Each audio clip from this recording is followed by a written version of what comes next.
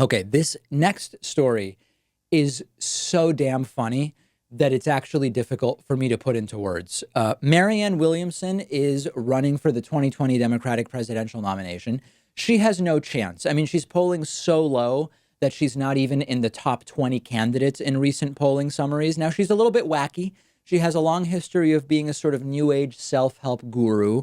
I've interviewed her on the program before, but she also has lots of completely reasonable and mainstream left-wing views, which I agree with, and many of the people in our audience would agree with. There is also a cultural critic and arbiter of big ideas named Dave Rubin, who is all about discussing ideas, and he's like a sort of center-right kind of guy.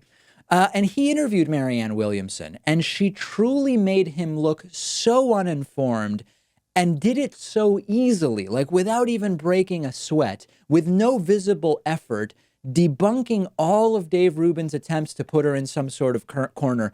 And it was really a pleasure to watch. So I want to look at a couple of these with you. One popular sort of meme or false notion that the right has been pushing is that we should be giving Donald Trump credit because he decided not to bomb Iran. And it's such a dumb talking point because if it ignores the reality that Trump is the one who made the decision to bomb Iran in the first place, and then he erratically canceled it last minute after someone said, hey, 150 people are likely to die because of this, right? And Bernie Sanders had a really good analogy on this when he was asked, shouldn't Trump get credit for not bombing Iran?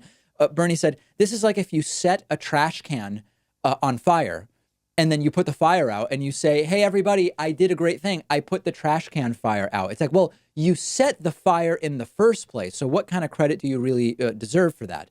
So Marianne Williamson destroys this talking point easily, points out that Trump is pulling us from the nuclear deal, that Trump's pulling us from the nuclear deal, better said, was the real problem.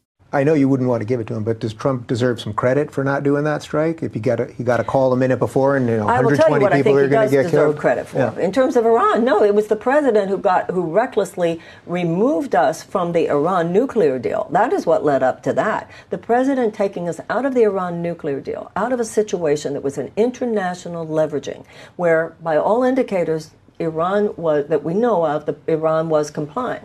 So now they've said the other day that they're going to go on and enrich uranium beyond what the agreement called for because we had pulled out. No, I cannot give the president any credit for what's happening with Iran.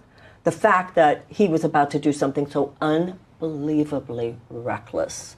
Because let me tell you something, given the size of the Iranian army alone, you think Iraq was a catastrophe?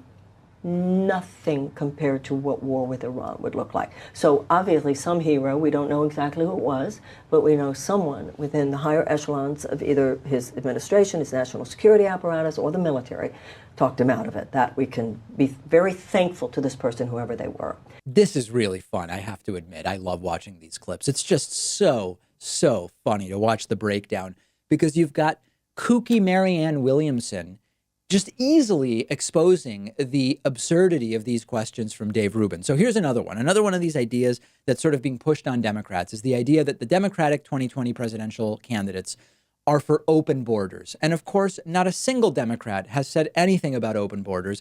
And this is so funny because when Marianne Williamson points it out, Dave Rubin says, well, okay, they're not saying they're for open borders, but it sort of seems like that's what their policies are all about. And Marianne Williamson is just having none of it.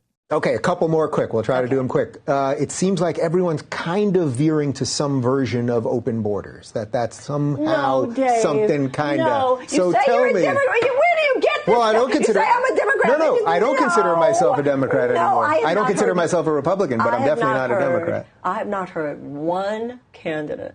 Well, they won't say it, but the policies seem to be. Oh, you don't say it, but you really. I mean, is that healthy, honorable debate? Of course, no one has said anything about open borders policies. And this is actually what they say we're not supposed to do when it comes to saying people are racist, except here, it's really a cut and dry policy thing. So let me explain what I mean by that. The right loves to say, even if someone says something that sounds racially insensitive, or it could be xenophobic or racist, you don't really know what's in their mind, so you can't call them racist. You don't know their true motivations for saying that thing that might sound racist, so you shouldn't call them racist. Here, Dave Rubin is saying, okay, even though no one has actually said they want open borders, it's okay to infer that they are for open borders, apparently because, what, they're against caging kids at the border? They're against deporting DACA recipients who were brought to the United States by their parents through no fault of their own when they were minors. And then lastly, Dave Rubin tries to, I guess, call out Marianne Williamson for making an analogy between the Holocaust and slavery in the United States as horrible, horrible events, which is funny because the right claims to be against the Oppression Olympics. This is one of their big things. The right says, you know, I'm against ranking oppressive events. I'm against ranking what group, what demographic group is more or less oppressed or deserving of help in society. Okay, fine. But here is Marianne Williamson, who seems to have to explain that to Dave Rubin. Well, do you think there's a little bit of a risk in sort of, I mean, a couple of times you're referencing the genocide of the Jews to slavery. Seems like a little bit of a slippery slope there, no? I don't even know how we can say that, actually, and I say that as a Jew. Have you read up much on slavery? Yeah. We're talking abject slavery, Dave. I mean, nobody's in a contest. Nobody has a monopoly on human suffering. This was abject slavery.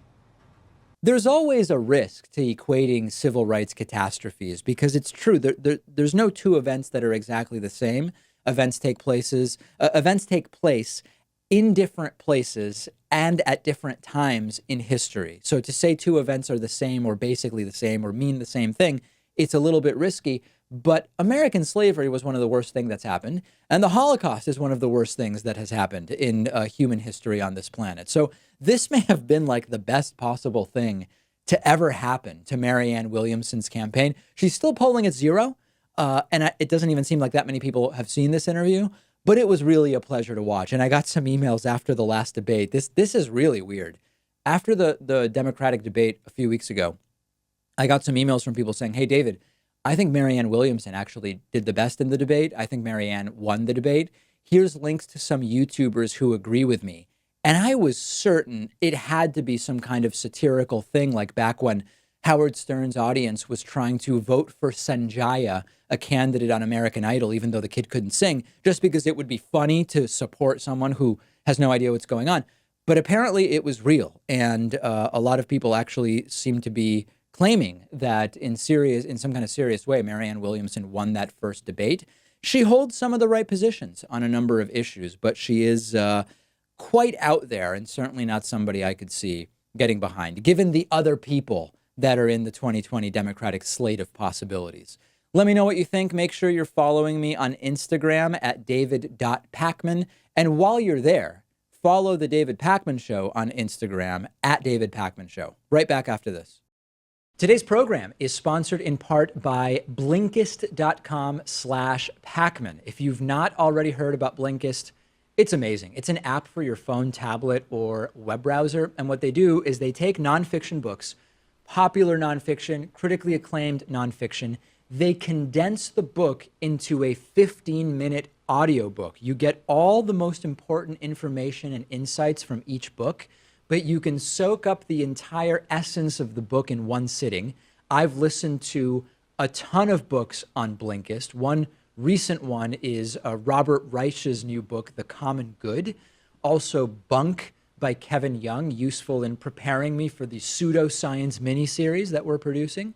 And if you are a David Pakman Show viewer or listener, you can get a 7-day free trial by going to Blinkist.com/Pakman. If you're watching on YouTube, use the link in the video description.